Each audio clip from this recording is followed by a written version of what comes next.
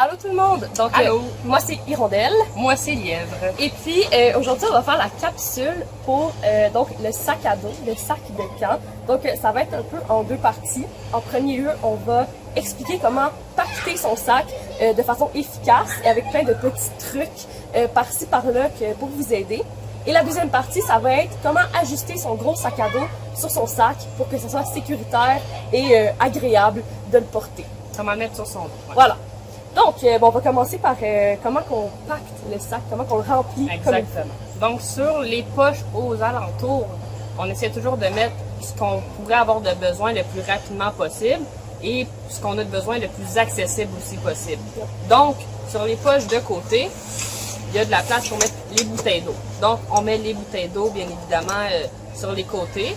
Plusieurs sacs ont aussi de la place pour mettre une poche d'hydratation à l'arrière. Donc, ça aussi, on peut venir le mettre et, dans le fond, éviter d'avoir à traîner des bouteilles d'eau. Sur la pochette du dessus, on va traîner crème solaire, par exemple, couteau, lampe de poche, etc. En ces temps de pandémie purée, ça peut toujours être intéressant.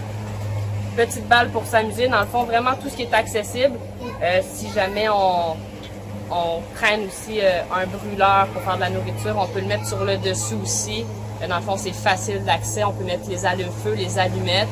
Dans le fond, quand on arrive au campement, les premières choses qu'on va avoir de besoin, il faut qu'ils soient accessibles. Donc, sur les poches du dessus, les poches extérieures, c'est ça qu'on va mettre. Ensuite, si on va vers l'intérieur du sac, sur le devant aussi, on a mis l'imperméable. Donc, en cas de pluie, vraiment facile d'accès. Plusieurs sacs, même une grande majorité, ont la petite poche. Souvent, c'est en filet sur le dessus. Donc, très facile d'aller chercher l'imperméable, le poncho, si on aime mieux marcher avec ça, faire nos expéditions avec ça. Ensuite, dans la poche principale, c'est important d'équilibrer notre poids. Donc, dans le fond, le poids le plus lourd doit être au milieu du dos et le plus près possible de son dos. Donc, dans le fond, pour vous imager, le poids le plus lourd doit être ici. Donc, dans le fond, au milieu, pas le plus loin du dos, vraiment le plus proche possible du dos, au milieu du sac. En dessous, on va mettre du léger et en haut, considéré intermédiaire, donc ni trop lourd ni trop léger, dans le fond, pour venir finir de remplir le sac. Est-ce que, par exemple, les vêtements? Exactement. Donc, des vêtements, ça peut être la nourriture aussi qu'on va traîner, là, qui va pouvoir être là.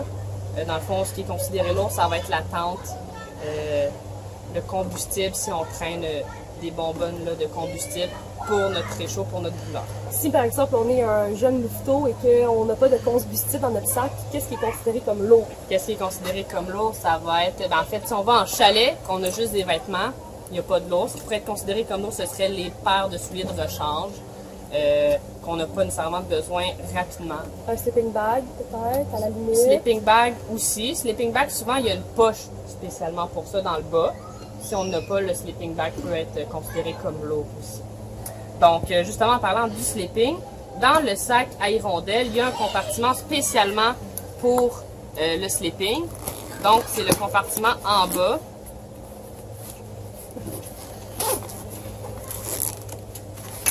Et dans le fond, quand on arrive au chalet, quand on arrive au campement, on est capable de sortir notre sleeping bag assez rapidement.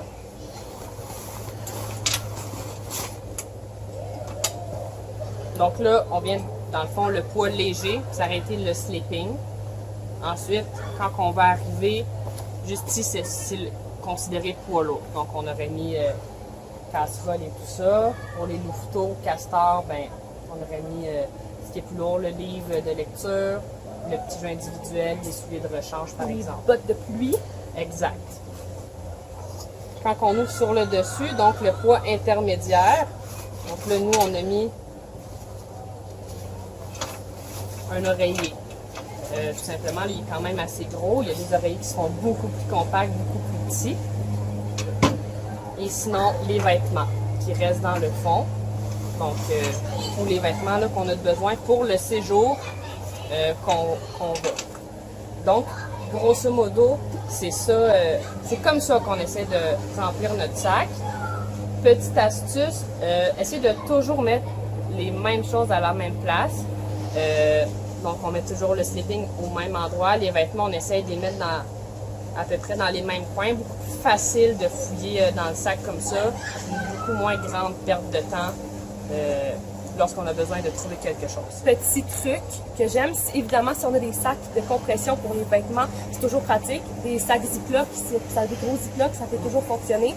Moi, mon truc que j'aime bien faire, c'est chaque Ziploc équivaut à un ensemble complet pour une journée. Donc, à l'intérieur, il y a le bas, le haut, les sous-vêtements, les chaussettes, dans le fond, tous les morceaux importants.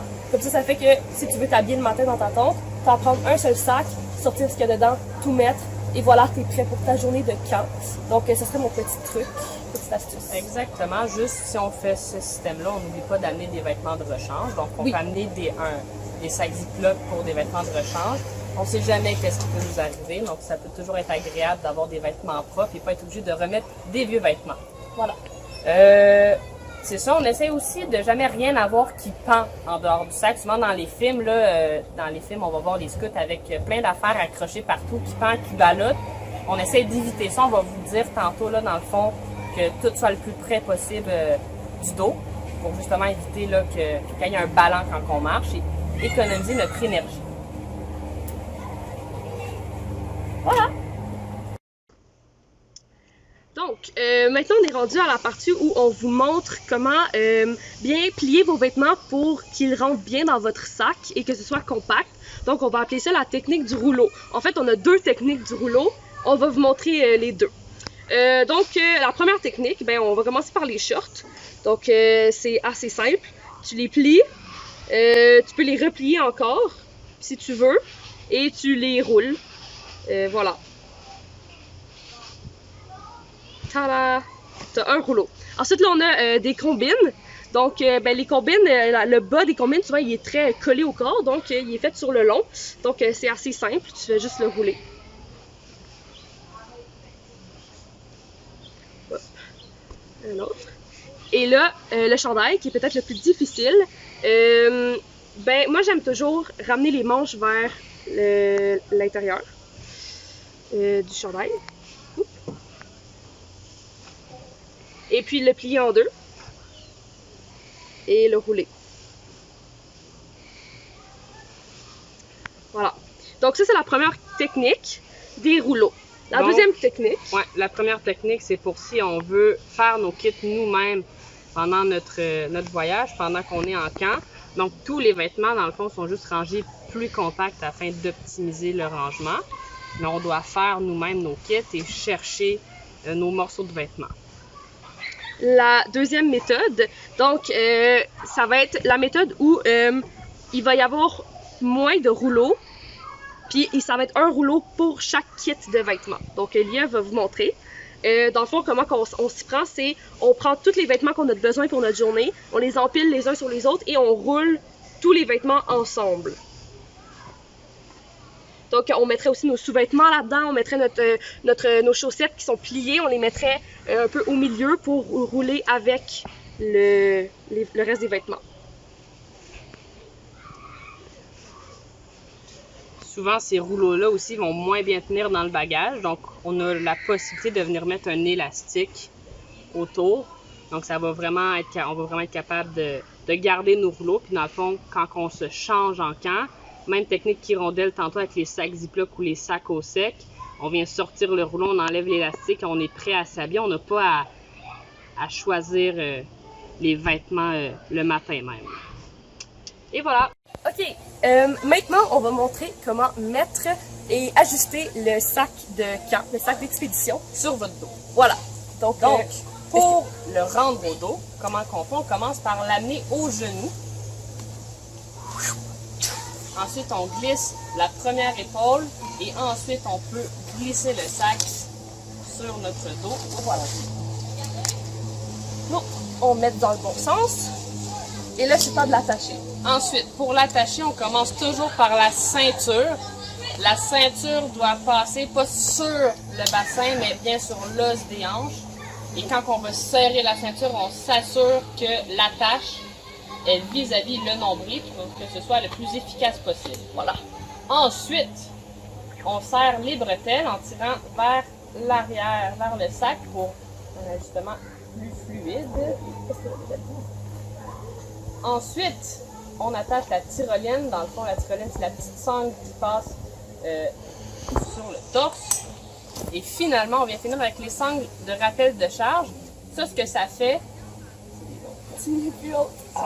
Exact. Ça, ce que ça fait, ça vient ramener le poids du sac plus proche du dos pour qu'on soit plus confortable quand on marche et que le sac ne se promène pas à chaque pas, qu'il n'y ait pas un débalancement à chacun de nos pas.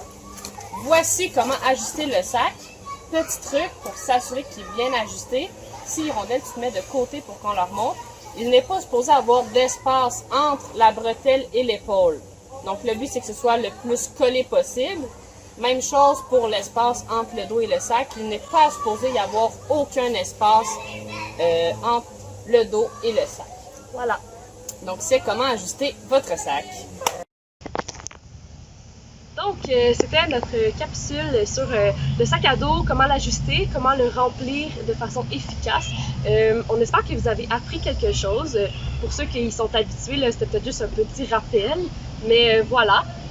Puis on espère qu'avec cette capsule-là, vous allez maintenant être des professionnels là, en matière de remplir votre sac, répartir le poids, comment optimiser l'espace et comme ça être capable d'avoir de beaucoup plus apprécier votre voyage, votre camp ou votre expédition prochaine. Voilà. Donc, on vous souhaite un très bon jam, puis on se dit à la prochaine! À la prochaine!